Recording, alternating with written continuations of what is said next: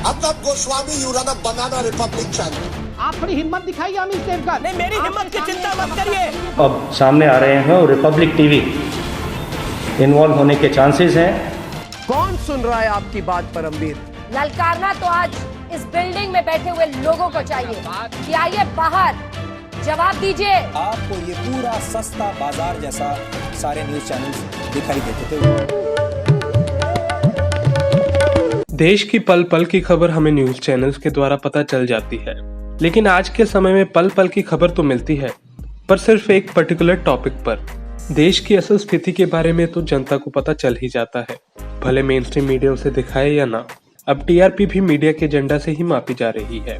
इस हफ्ते के गोदी मीडिया के एक्शन रिएक्शन पर बात करते हैं। हाल ही में रिया को बॉम्बे कोर्ट ने कुछ शर्तों के साथ जमानत दे दी। एम्स ने भी अपनी रिपोर्ट में ये बताया कि सुशांत का मर्डर नहीं हुआ बल्कि आत्महत्या हुई है। इसके बाद अब मीडिया चैनलों के बीच तनातनी साफ दिखने लगी है। अर्नब ने तक का मजाक उड़ाया था जब राजदीप ने रिया का इंटरव्यू लिया था, लेकिन अब जब एम्स की रिपोर्ट आई है तब राजदीप ने भी अर्नब को अपने शो के जरिए जवाब दिया है। Has targeted me during my Riya Chakrabarti interview and more, but today I am going to say it. Arnab Goswami, you run a banana republic channel. You run a channel that has deliberately created a media trial for whatever your ends are, but do not bring journalism down to the level that you have. This is the only advice I will give you. This is not what journalism is about. You want me to name and shame? I will name and shame today. Because I have kept quiet for 2.5 months and listened to the crap that you have put out on air with only one purpose that you had, to try and get rating points. There's something more important than TRPs, my friend. It's called television respect point. इसके अलावा UP के हाथरस में हुई घटना पर media channel में एक बदलाव देखने को मिला। जो सवाल पहले वे विपक्ष से करते थे, अब वो बीजेपी नेताओं से भी करते दिखाई दे रही हैं। न्यूज 18 की डिबेट में अमीश ने संबित पात्रा से कुछ सवाल पूछे। संबित, मेरा एक सवाल है, 12 में गलत हुआ, आप हवाला 12 का दे रहे हैं, बिल्कुल आपकी बात जायज है, 12 में गलत हुआ होगा, लेकिन क्या वो हाथरस के गलत को सही कर देता है? आज गलत मत करिए अमीश जी, आप गलत कर रहे हैं। आज आप भी कह रहे हैं कि 12 में रेप नहीं हुआ, अभी कांग्रेस की मैं कह रहा हूँ 12 में गलत हुआ। संबित पात्रा, किसी ने इंकार नहीं किया कि 12 में रेप नहीं हुआ। मैं कह रहा हूँ 12 में गलत हुआ, क्या वो हाथरस में सही करता है? संबित पात्रा, मेरा सवाल ये है। और Amish Devgan show some spine. आप स्पाइन दिखाइए, आप थोड़ी हिम्मत दिखाइए अमीश देवगन। नहीं, मेरी हिम्मत की चिंता मत करिए। मैं तो नेताओं की हिम्मत का दाद देता हूँ जो रेप जैसे घिनौने अपराध पर भी को भी डिफेंड करते हैं आपसे आकर। मैं तो नेताओं की हिम्मत की दाद देता हूँ। मेरी हिम्मत की बात ना करें। कांग्रेस से लेकर बीजेपी अमीश देवगन की हिम्मत मांगती है, मेरी हिम्मत इस देश की जनता है। हमारा गोदी मीडिया जो दिखाता है, इस पर जनता का क्या रुख है, ये तो विरोध प्रदर्शनों में साफ दिखने ही लगा है। जब गोदी मीडिया के रिपोर्टर वहां जाते हैं तो उनका विरोध होता है।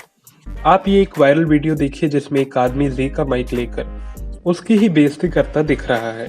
ये देखिए, जी न्यूज है, दंगे भड़काने का काम करने का काम दुनिया में नंबर 1 चैनल। हिंदू मुसलमान का दंगा करवाना हो, इस चैनल में संपर्क करो। इस चैनल को पूरे देश में बर्बाद कर रखा है, पूरे देश में आक्रोश फैला रखा है। इससे मुद्दों की जरूरत नहीं है,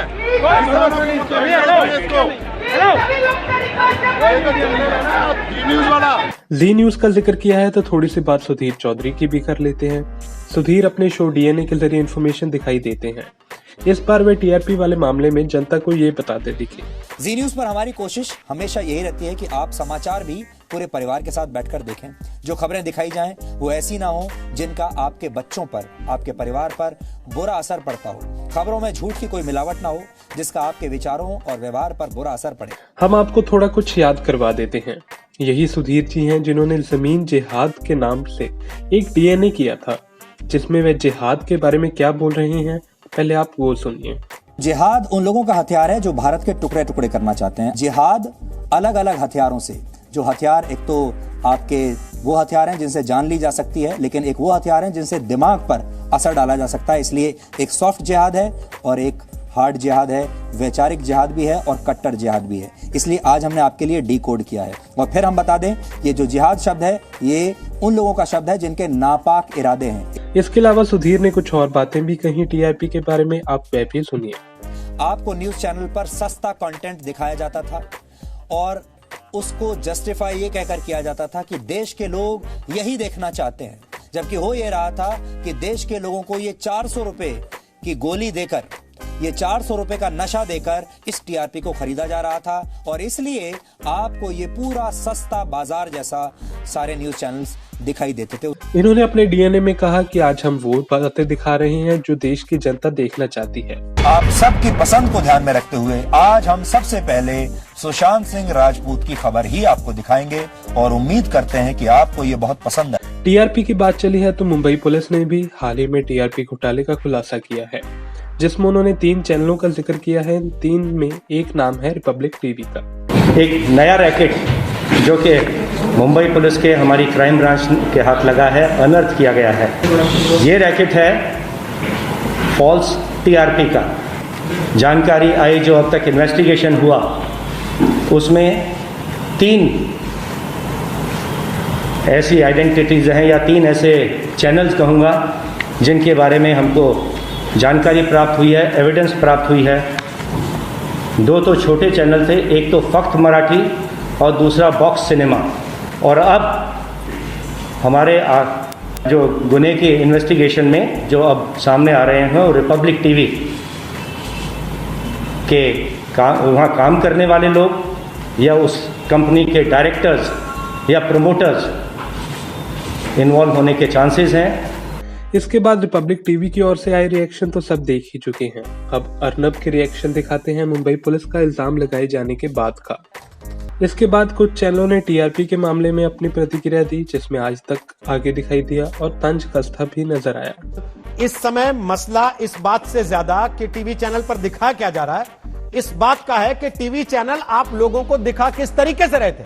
आप घर जाते हैं उनके जिनके घर पे मशीन लगी है जहां से डेटा काउंट होता है, आप उनको पैसा देते हैं, उनको कहते हैं कि ठीक है आप 24 घंटे चला के रखिए, यही चैनल लगाए रहिए, आपको देखना हो ना देखना हो कोई फर्क नहीं पड़ता, लीजिए 500 रुपए प्रतिदिन के हिसाब से हम आपको दे रहे हैं, चैनल चलता रहना चाहिए आपका, ताकि वहां जहां डेटा रिकॉर्ड होता है वहां पर यह बताया जा सके कि देखिए इतना ज्यादा लोग देख रहे हैं, इतना ज्यादा लोग देख रहे हैं, और फिर उसके जरिए विज्ञापन दाता लाए जाए और देश को यह बताया जाए कि देखिए सबसे ज्यादा तो हम ही देखे जाते हैं, सबसे विश्वसनीय हम माने जाए। संगीन आरोप में मीडिया लोकतंत्र के चौथे स्तंभ के साथ खिलवाड़, रिपब्लिक टीवी का भारत के साथ यह संगीन धोखा और इसकी सच्चाई सामने आ रही है। ललकारना तो आज इस बिल्डिंग में बैठे हुए लोगों को चाहिए कि आइए बाहर जवाब दीजिए, क्या घरों में जहां पे टीआरपी मीटर्स लगे हुए थे वहां पर पैसे दिए जा रहे थे? क्या पैसे के लेन देन के जरिए रेटिंग खरीदी जा रही थी? क्या लोगों के विश्वास के साथ ये खिलवाड़ कर रहे थे? आज जवाब देना चाहिए बाहर आकर। देश की जनता मीडिया से उम्मीद करती है कि वे सच दिखाए और देश के जरूरी मुद्दे उठाए। मीडिया में जिस तरह की खबर का जोर है उससे तो यही लग रहा है कि बेरोजगारी की समस्या का समाधान हो चुका है, कोरोना देश से खत्म हो चुका है, अर्थव्यवस्था दोबारा पटरी पर आ गई है और चाइना के साथ बॉर्डर तनाव खत्म हो चुका है।